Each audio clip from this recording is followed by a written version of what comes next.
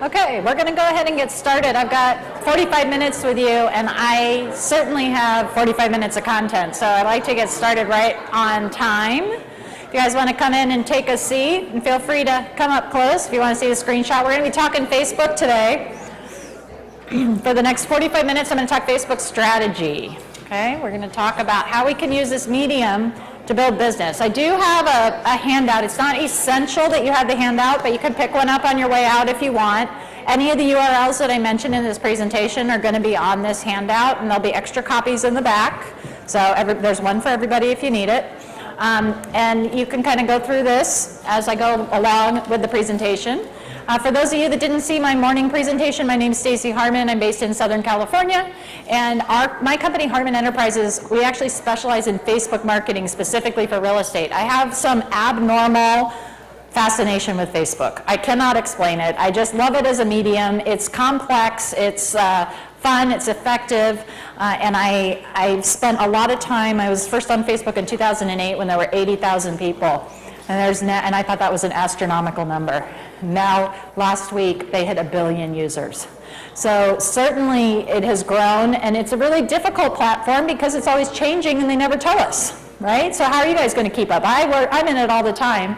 And this presentation is designed to kind of, again, take a step back, not talk about necessarily the immense details of how to use Facebook. That's not what this is about. This is about how do we use the tool, the marketing tool, to build business and craft a strategy that's going to support our business development over time and utilize this marketing medium in a way that makes us look good. Excuse me. So I do have a book that I'm going to talk about, and I'm selling the books at my booth after the fact if you have any questions about those. But I'm going to give you some tips directly from the book today so that you'll understand more about the content strategy, which is a really important part of your Facebook marketing. But what I want to talk about is what does it take to profit with Facebook? Okay? How are we going to succeed as using Facebook as a marketing channel that builds our business? And here's what I have found. It really takes 4 things. The first thing it takes is a familiarity with Facebook. The second thing is a strategy. You have to have then a comprehension of Facebook as a marketing tool. And you have to consistently use Facebook. Consistency, as you know, is very important. We discussed it this morning. And this presentation is going to go through these 4 sections. And this is the structure that we've got today. But before we even get to what these 4 elements entail, I like to understand why we would even consider Facebook as a marketing channel. Why is it important? And this slide really tells the whole picture. If people are on a social channel, 95% of the time is spent on Facebook. So if you're going to focus on any one channel, we should probably have it be Facebook. Now, it might not be for all of you, but you're going to see today how there are a variety of strategies that you can employ with Facebook to really position yourself or support your business. But note that this is where the time is being spent. So it makes a lot of sense to look at it as a channel. In addition, there's obviously a lot of eyeballs there, 1 billion users now. So if we're going to put ourselves where the people are, it's going to be mostly on Facebook. Now, this tells us a couple things. This number tells us, first, it's not that tough to get on Facebook. 1 billion people have figured out how to do it, right? It's not that challenging. The trick is when you flip the coin and you want to become a Facebook marketer, not a Facebook user, but a Facebook marketer, it becomes very complex. And it becomes complex for a lot of the reasons that I just discussed. It changes all the time. They don't notify us of it. The terms of service actually can vary depending on which tool you use. There's a lot to know about it. And if you don't have a plan, it can be this vast time suck that yields no potential business value for you. So you have to understand how to properly navigate Facebook as a marketing channel and apply a strategy to your business, and that's what I'm going to hopefully clarify for you today. So back to our 4 elements. This is what it takes. We're going to go through them one at a time. The first is a Facebook familiarity. Now, what I mean by this is when I say these words, profile, wall, newsfeed, timeline, fans, friending, ticker, messaging, poke, status, tag. If this is your reaction, you have to start by using Facebook more. What the reality is that this is the vocabulary of Facebook. And when you use Facebook, these things have meaning to you, and it makes deploying a strategy actually possible. You're going to constantly struggle with deploying a strategy if you're not familiar with the terminology and the interface. So if these terms are foreign to you, this is where you're going to want to start. You're going to want to start with getting familiar with the medium. You need to use Facebook more. It's going to amplify your strategy. It's also going to dictate what type of a strategy you choose. It's going to be harder to move quickly and go fast with a strategy. You might want to pare it down and start a little more simply to begin. Now there's a website that I adore. It's called lynda.com. Has anyone heard of lynda.com? Lynda.com. It's an outstanding website that is exactly what it says. Online software training videos that really work, available 24/7. They do have a fee. It's a $25 fee per month. It's no contract though. So you guys can sign up for 1 month. They have a Facebook Essentials series that goes through and teaches you in 2 to 10 minute video segments the basics and the foundations that bring your vocabulary up to speed. You can watch them at your own speed and your own time, anytime you want. And by the way, they have all kinds of software. They have Twitter, they have Gmail, they have Outlook, they have all the Microsoft Office, Photoshop, coding, HTML. It's a fabulous website. I learn from it all the time. Evernote, they've got a whole Evernote series. But the Facebook Essential series is where you would want to start. Okay? And if that will get rid of that confused face. Okay? Give you a place to go. And then if you're in that camp, what I want you to hear for the rest of the presentation is what's possible with the medium. I don't want you to go deer in headlights on me. I want you to hear, what can happen with the medium, and then come back here and start utilizing it. Okay, so now that I'm gonna assume you have a familiarity. This is not gonna be about how to use Facebook.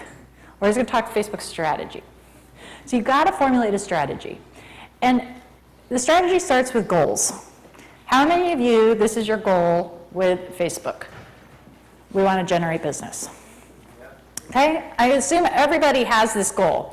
Here's the problem.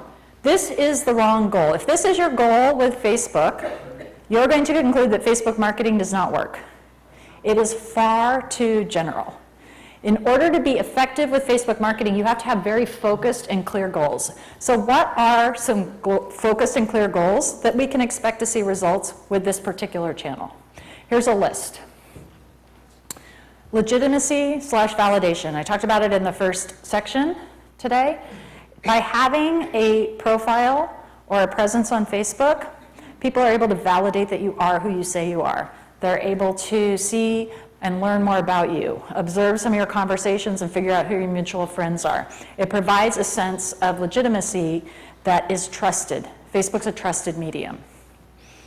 You certainly can drive traffic. If there's any bloggers in the room, or you care to drive traffic to any place online, Facebook's a brilliant channel for doing that when properly executed. And if we have more traffic, we have a higher opportunity to convert more people, right? So traffic is a good thing, and Facebook can be excellent at doing that. Brand visibility. We know a tried and true technique in the real estate industry is to, postcard mail, maybe every 2 weeks. Consistently over time, we're constantly branding ourselves as real estate agents. Facebook's kind of the modern postcard campaign. Every time you post in Facebook, you have an opportunity for your brand to be in front of your audience. And it doesn't necessarily have to be about real estate. I'll talk more about that as we go through this, but it's a really viable reason why we would want to use Facebook. It's at scale too. It's very cheap and efficient for us to do that from our phone or from our computer and reach a large group. You certainly can promote listings on Facebook. Now, there's a right way and a wrong way to promote listings, but I like to address it because obviously we're in the business of selling real estate. Let me tell you this, if you are posting your listings on your profile wall, it's the wrong way. Okay, it's the wrong way. But it does not mean that you cannot post your listings on Facebook. There is a right way to do it. It takes a little more creativity. It's a new way of doing business. I did a webinar for NAR that you actually all can get at Realtor University. I think there's a small fee for it. They control it, not me. But I went through 8 ways you can effectively promote your listings on Facebook.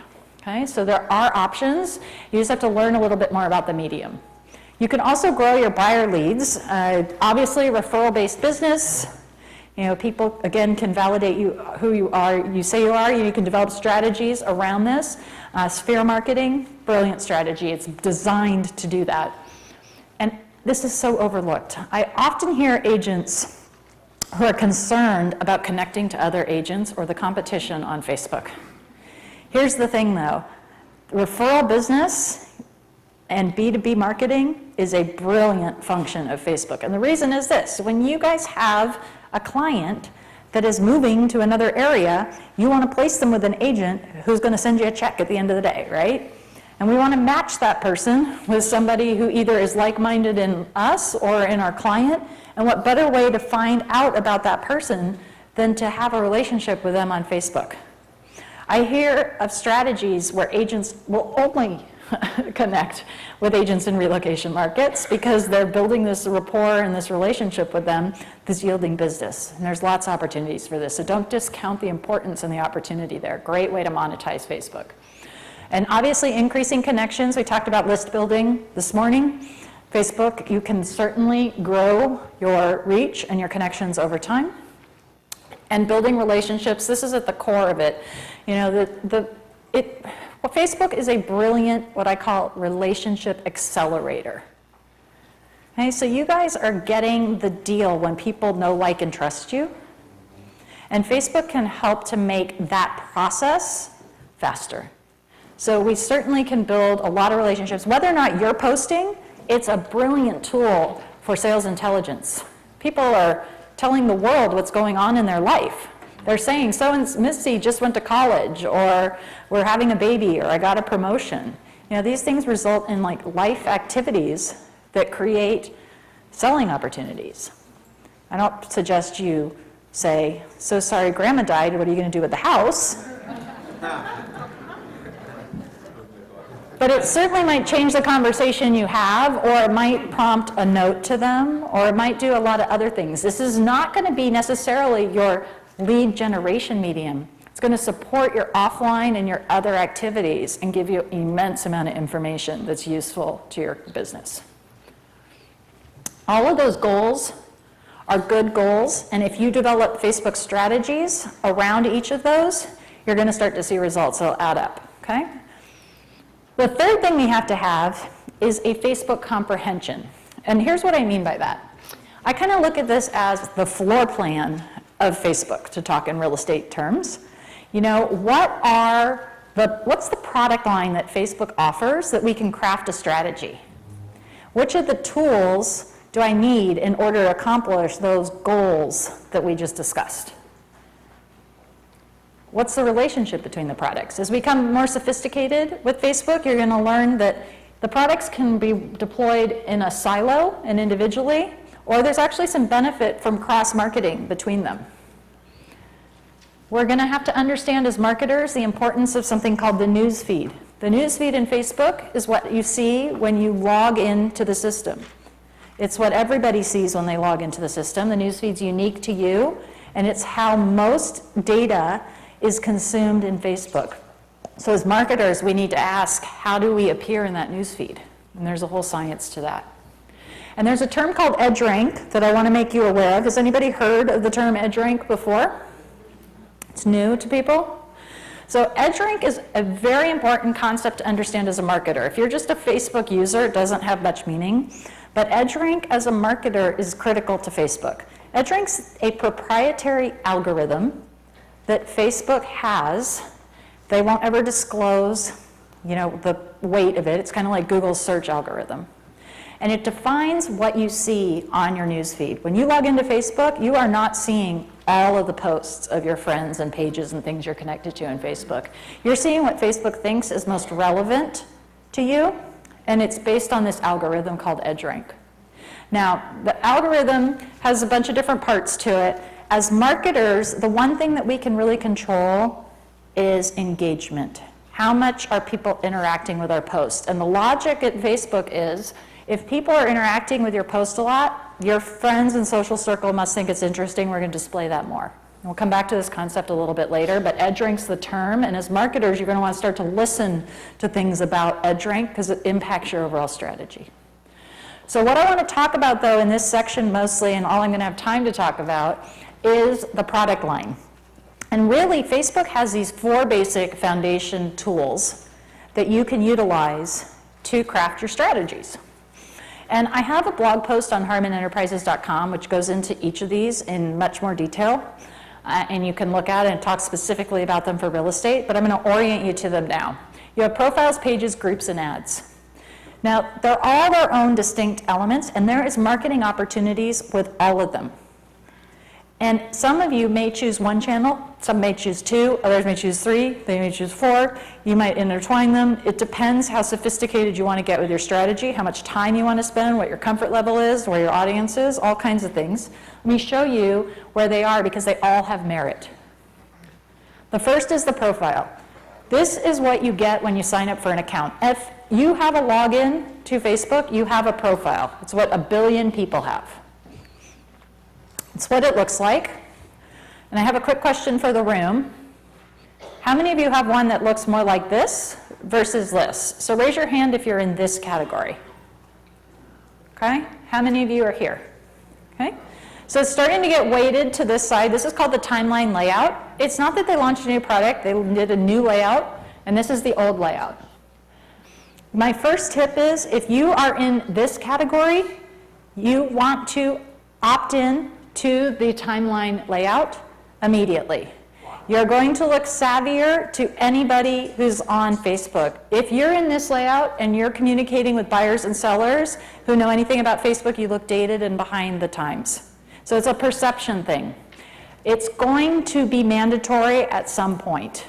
So embrace it and go with it and beef it up for your marketing purposes. Put a beautiful cover image up there that represents your geography or your family or whatever you want to reflect about yourself. And migrate over. You're going to look more sophisticated with just a click of a button. And it's coming. So that's number 1. Number 2, we need to understand the terms of service of the Facebook profile because it actually impacts our strategy and how we use the tool to build business. The first term of service we need to understand is you will not create more than 1 personal profile. It is that blatant in the terms of service. So how many of you are concerned about separating personal and professional on Facebook? Yeah, everybody is. Here's the thing. It's possible to do. This is the wrong way to do it. Creating 2 accounts is the wrong way to do it. I won't have time to go through what could be a full hour just on this one topic, but there are things called lists, Facebook lists, and you can apply different privacy settings and permissions at a very granular level that allow you to control who sees what on Facebook. It's a skill. It's just a Facebook skill. Lynda.com does a really nice job of showing you that. Lots of people can teach it to you, and there's other talks I do that orient it to you, but this isn't the right solution. You run the risk of having everything shut down, okay? So we need to stay with 1 account, and we need to know that we're not allowed to use our profile for our own commercial gain. So in our business, that means no listings on our profile. If you're promoting your listings on your profile, it's a terms of service violation. It's the wrong tool. Now, Facebook does have other tools where they are commercially asking you to promote yourself. The page is the right tool, so it's actually okay to post your listings on a page per the terms of service.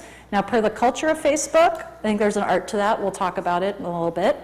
But know that you don't want to post your listings on your profile. Now, how many of you have seen listings posted on a profile?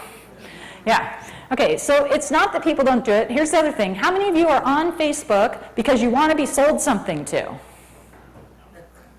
Okay? Nobody wants to be sold anything to. So we as marketers need to remember that.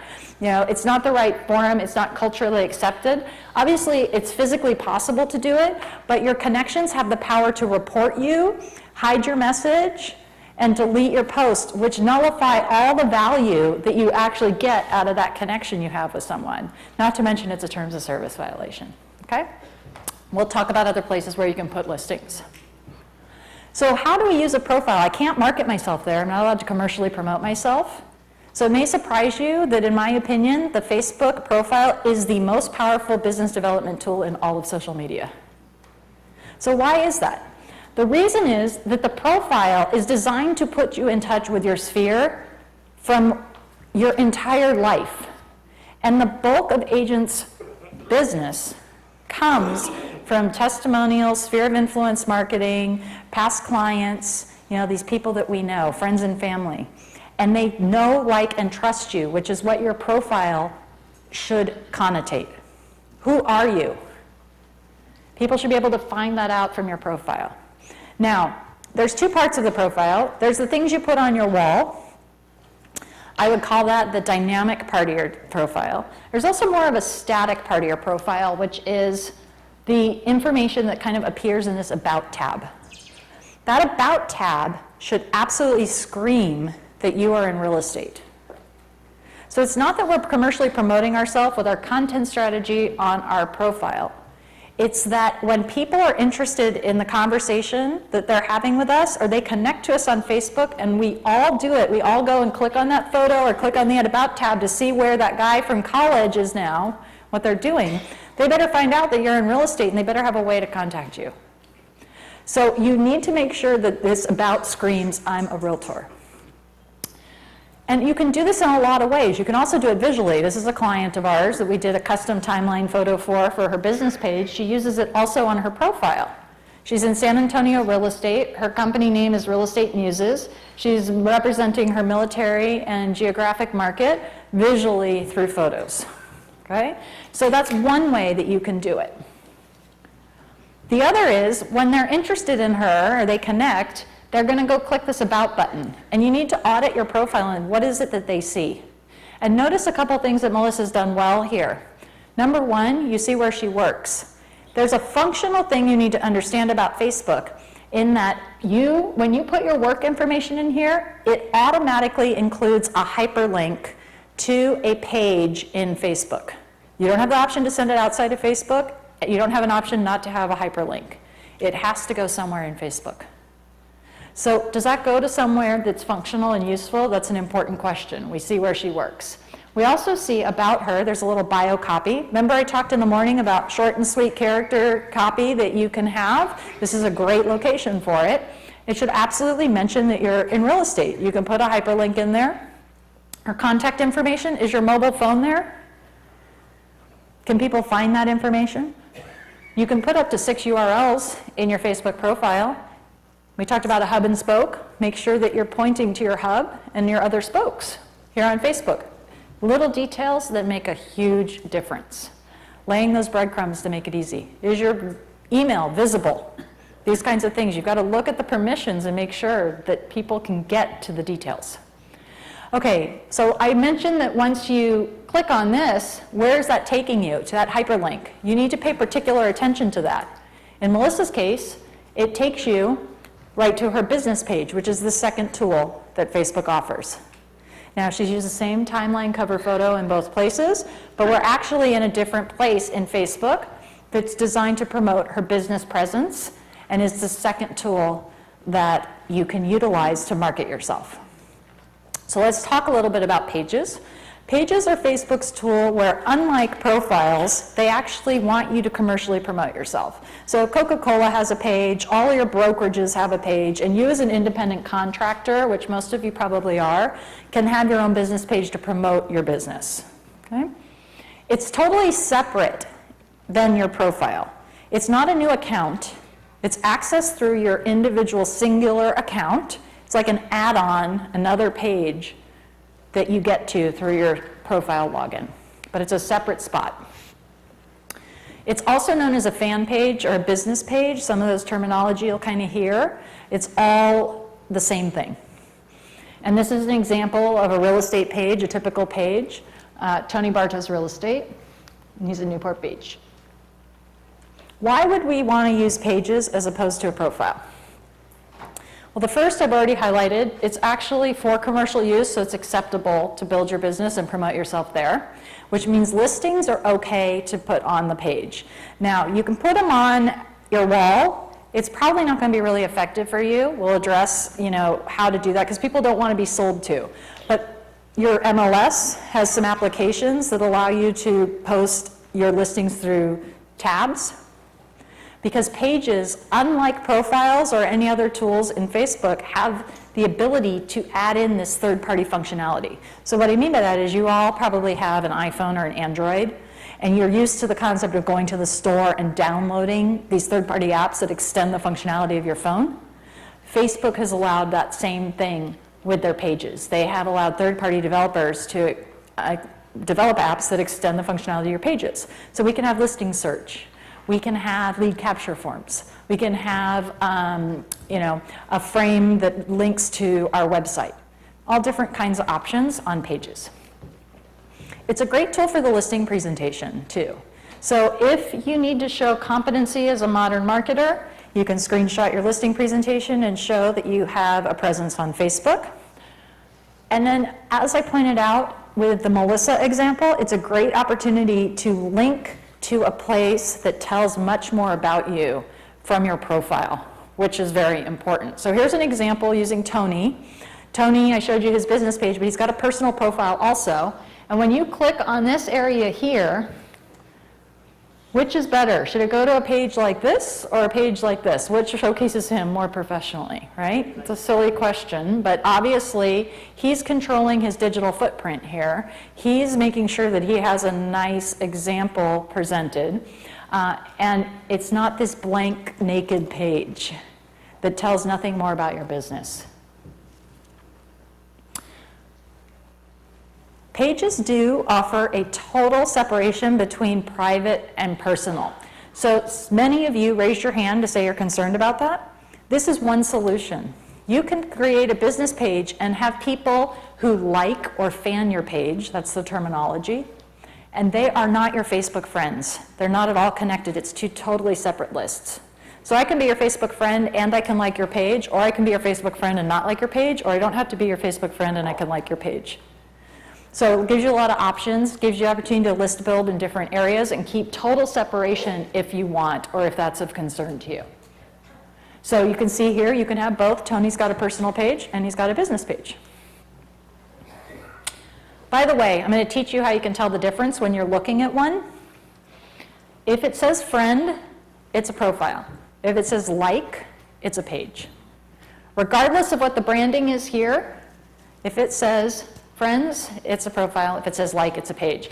Now, the reason I mention that is because sometimes people inappropriately name their profile or page. They'll call this their business. That's actually a terms of service violation. Profiles are about you as a person. It's supposed to be a real person. If you're using realtor or any of your designations in your profile name, it's a terms of service violation.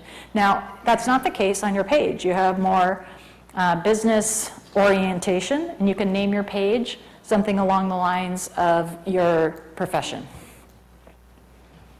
Okay, now it can be your website or hub. We talked about a hub and spoke this morning. A business page can actually be a great hub. You know, we can get you up and running with a business page, point a URL to it, and there you go. You've got a social footprint up quickly that looks good and is culturally acceptable. And then because pages are totally public, this is the thing. There are no privacy settings with pages. It's basically like having a website in the Facebook umbrella. So the benefit to that is they're actually indexed by search engines, and it's one more place that you can come up when people search for you. And then through your content strategy that you post on your wall, you certainly can drip market to your fan base over time, and that can provide you a branding as well as conversation relationship building and some lead generation opportunities. Okay, so that's pages. The third tool that I want to discuss are groups. Groups are a totally separate tool. Profiles are members of groups. This is something what a group looks like. How many of you are a member of a group? Is anybody a member of a group? Is anybody not familiar with groups? And this is the first they've heard of it. Okay, so we've got a mixed bag. They look like this. Groups are spaces where different profiles get together to have different conversations about things, and there's marketing opportunities. They are different types of groups, but they all function exactly the same way. There's three types. A group is either open, closed, or secret. For your marketing purposes, I suggest a closed group. Closed group means that members can't see the conversation that's happening unless they're a member of the group, but they can see who the members of the group are. This is the real key and the marketing hook with groups. You do not have to be Facebook friends with the other group members in order to converse with them. So is anybody concerned about friending their realtor, or do you think anyone in your farm might be concerned about friending their realtor? But maybe they join a group that's about the neighborhood, where you both are members, and you're able to have a conversation. So there's the opportunity to maybe build relationships with other people that you're not Facebook friends with through groups. And so there's value in being both a member of a group or simply creating a group. So the difference is your level of commitment to this. You all can have some marketing and business development value by simply joining a group. Maybe there's a local group here that just caters to agents, where you guys can pitch your listings, and it's kind of behind a wall. That's one good way to do that. I know of a group in Southern California. It's all real estate agents. It's brand agnostic. It's whoever wants to join, and you can pre-market your listings to those that sell your listings, other agents, right?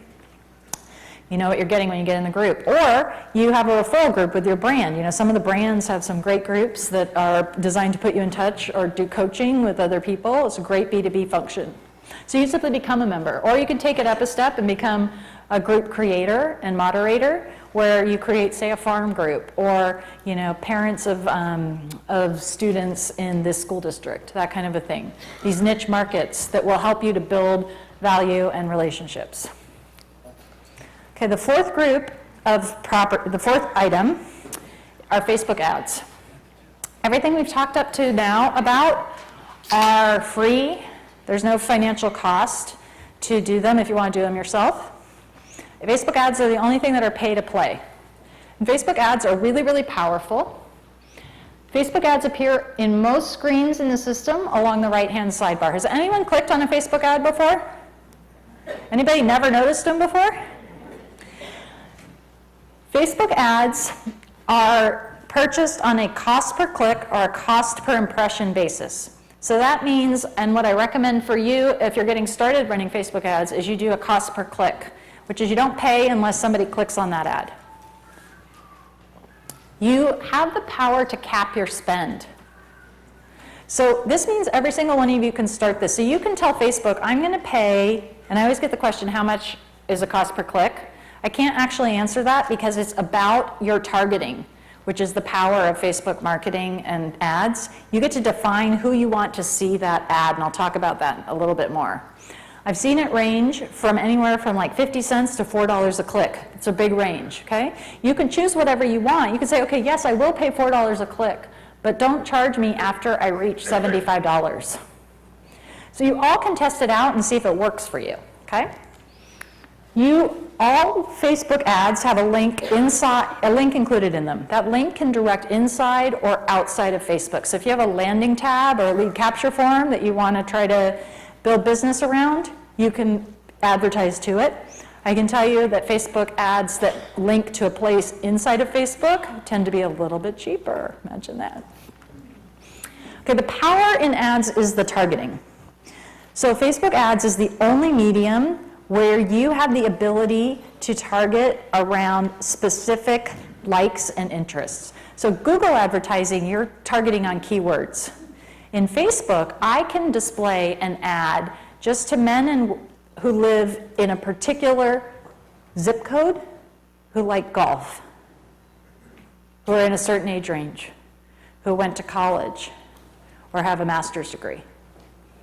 So there's so much power in the targeting and making sure that that ad only displays to that user group. You can have your ad only display to realtors that live in, what's a big relocation market? Florida. So you could say, I pay a 30% referral fee and advertise to realtors in the Florida market. You get these reports with Facebook advertising that you don't get with any other type of traditional marketing medium. You're going to be able to see how many times that ad displayed. You're going to be able to see how much traffic it generated, how many clicks it had. You might get 500,000 impressions, but only 132 clicks. And if you're, say, advertising a listing, you might going to be able to say to your seller, look, I generated 132 clicks over to your single property website. I got like 2 inquiries off of that, or whatever it is. Okay, so about ads continued. It's really important that you have specific goals and objectives with your ads, and there's a lot of different opportunities. So back to my list of what are our opportunities with Facebook. So say if your objective is to advertise listings, you certainly could do that in Facebook. You know, you could say you have something for sale and display that ad only to the people that you think are in your demographic. So you're selling in a senior community, you could have a display only to Facebook users that are a certain age or higher. You can advertise for leads. This is a great ad. Ben Kinney is credited with having come up with this. Upside down on your home, chat confidentially with Short Sale Pro Bob Herzog, and they put a phone number. If this is on a cost per click basis, he's not getting paid, you know, he's not getting charged if they pick up the phone and call. Eye-catching. Moving to Orange County, how's the market? You know, this kind of a thing. You can advertise to people who are relocating to the area. Or maybe live trainings are a way that you guys get some business. First-time homebuyer session, create an event in Facebook, display that ad only to people in a first-time homebuyer range in a certain geography, team up with the lender, get people to RSVP. You get to click and see, you know, who the Facebook profile is, all kinds of things you can learn about them and develop that one-on-one relationship all through Facebook ads. You can also use Facebook ads to advertise for likes. So we talked about list building earlier this morning. You know, if you have a business page and you want to grow your page, advertising is a really great way to do that when properly executed. You know, offer them something. Summit Home Consultants, great tips for buying a cheap second home in Arizona. We're Phoenix short sale experts like us. So they're advertising to Canadians in this particular case, asking them to like the page. Once they click like, they have the ability to market to them on an ongoing basis through their content strategy. All right, that's the product line. You can see it's fairly large and complex. There's lots of different strategies, and you can intermingle all of them at once. The thing I want to move on to now is the consistency, because we now understand the building blocks. We understand what the different goals are that we might want to execute. Now we need to figure out how to kind of marry all of that and do this on a consistent basis. And I went to a conference in New York last year called Inman Real Estate Connect, and they had this guy, Thomas Arnold, up on stage talking about Facebook. He works for Facebook. And these words came out of his mouth. Facebook's a long-term play. It's about relationship building. It's about word-of-mouth advertising. And you need to offer something of value. And you have to do that over time consistently to see results. And what that really means is that you have to have a very focused content strategy. Because you can get set up on Facebook, but it's not a build it and they will just simply flock medium. You have to be constantly offering something of value, nurturing those relationships, and getting people to engage with you on Facebook. And that's about your content strategy. Because as I mentioned, when you post, that's what's showing up on the news feed. So your content needs to be intentional, and I'm going to spend some time in the last section here talking about content strategy. And this is directly applicable to Facebook. It's also applicable to any social channel that you choose. And I have an analogy to illustrate my point. It comes from an art form called pointillism. Is anybody familiar with pointillism? So for those of you that aren't, regular artists, you know, regular art forms, you take a canvas, you take paint, and you put these brush strokes on the screen. In pointillism, you take a dot of oil and you put a dot of paint on the canvas. No brush strokes, just a single contained dot of paint. And when you look up close and you look at a pointillism painting, you have these little dots of paint that are these self-contained units, right? And they don't look like much. But if you start to back up, you'll start to notice that these dots of paint, when they're planned out and intentional, have some shape to them. And if the artist has done a really good job in planning their dots of paint, you can see that we have a work of art. And this is the most famous pointillism art example. It's by George Seurat, and it's probably a painting you're familiar with. It's all dots of paint on a canvas. So I want you to think of your content strategy as dots of paint. Each time you post, each time you like, each time you comment, it's a self-contained unit. And there's a lot of lessons we can learn from this. The first is there a lot of colors here? We have to have variety in our content strategy. If all you are discussing is real estate, it's not interesting.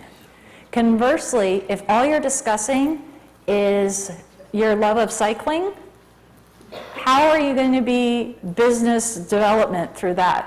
We've got to talk about real estate, but we've got to talk about a lot of different things. It needs to be part of your overall content strategy. The other thing with the colors is that this gives us a lot of flexibility. Some of our posts can be much more sales-oriented. Others can be totally light and fluffy and fit the medium, okay? The point is you got to have some balance. You got to have a plan. It's got to be intentional. The other thing is there's a lot of dots of paint on this canvas. You can't have a masterpiece with 4 dots of paint. You have got to have consistency over time and engagement in the medium in order to have a work of art. Let's see. The other thing I'd like to address with the content strategy is I hear a fear a lot that they don't know what to put and they don't want to do it wrong. If there are 4 dots of paint out of place on this canvas, do we know it? It's okay to make a mistake. You can't create a masterpiece with a blank canvas. You've got to say something. And your content strategy will evolve. You can correct over time, paint. Put dots of paint on the canvas and get going with it. You can notice you can always override it, okay? So what picture are you painting? It needs to be intentional, and there's some rules. It needs to paint you as a real estate professional who's someone you know, like, and trust. And if you're not focused on your content strategy in that regard, and you're just posting haphazardly on Facebook, it's not that you haven't created a painting. It's that you've created something that maybe a 3rd grader would draw with a crayon and put on the refrigerator. Okay, and you're concluding that Facebook marketing doesn't work. That's not the right thing. Now, it might be charming and lovely and have a functional purpose as a human, but it's not going to bring you business. So it's got to be purposeful. So here's a couple of rules. Don't come off as self-serving. It doesn't serve you well in Facebook. Facebook is not a self-serving medium. You don't want to be sold to. Remember that. And engagement matters. No matter what you post, no matter what color you're painting in your content strategy, focus on engagement. And I have an example of this. This is tied to that edge rank that I was discussing. These are some posts, some dots of paint on the Summit Home Consultants page. Notice they're engaged users between 100 and 155, and their reach is between 70,000 and 101. Let's compare this to some other dots of paint on their canvas. They don't all have to be wins. One engaged user, we have a reach of like 150 people. Engagement amplifies the message and how many people see it, so always focus on engagement. And I wrote a book totally around these kinds of posts. How can we facilitate engagement? And here's some strategies directly from my book. The first is in Facebook post photos. Photos are very visually engaging, and the research is showing time after time after time after time that when you post photos, they receive a higher level of engagement. You want to ask questions? You want to ask simple questions. Happy Labor Day, Huntsville. It's a symbolic end of summer, so we want to know which season do you prefer, summer or fall? Simple, not too thought-provoking. People will engage and answer it. It's a lighter post. It's just one of the colors on the canvas. Don't be self-serving. Instead of saying just sold, which is what we do in print all the time, let's say congratulations to. They included a photo here, same message. But you're likely going to solicit a word-of-mouth testimonial out of this, right? Somebody's going to say, thank you, it was such a wonderful opportunity, and all their Facebook friends are going to see that. Right? So that's just 3 tips. There is a great resource that I will post on my Facebook business page if you miss this URL, but carolynlowe.com is going to take you to her Facebook page, and you see here the content calendar. This is actually a free download that if you like her page, you can download, and it gives you a guide for a full month of content on your page. And I'm running out of time. Okay, so I'm going to wrap it all up. Here's the thing. Now that we understand our content strategy and focusing on engagement, we can say, all right, what am I going to apply that to? Which tools am I going to use? What's my content in those tools going to be in order to execute strategies around these results that we're trying to achieve with Facebook? You have to plan it out. And that will formulate your Facebook strategy. So here's the summary. You have to have familiarity, use it, go to lynda.com. You have to have a strategy, clear goals and objectives, a comprehension. We spend a lot of time explaining the difference between the 4 tools, and you have to do it consistently. That's mostly through your content strategy, and that's going to generate business. I'm going to leave you, do I have 1 more minute? Okay. I have this great case study that I love to use. This is an agent, he's a Facebook superstar. The guy is in Facebook all the time. This may not suit you. He's got a profile, he's got pages, multiple pages. He runs a group. He has a content strategy. He actually outsources his content strategy to a company called Social Pepper. I have their flyers at my screen, at my desk or table. They post on a regular basis, so he has actually some financial investment in his content strategy. He runs ads. He's a Facebook rock star. He also reports 30 to 50% of his business comes from Facebook. So he's putting in and getting a lot out. Here's an example of how he has gotten business from Facebook in just one case. He's Facebook friends with Jim. Okay, Raj is Facebook friends with Jim.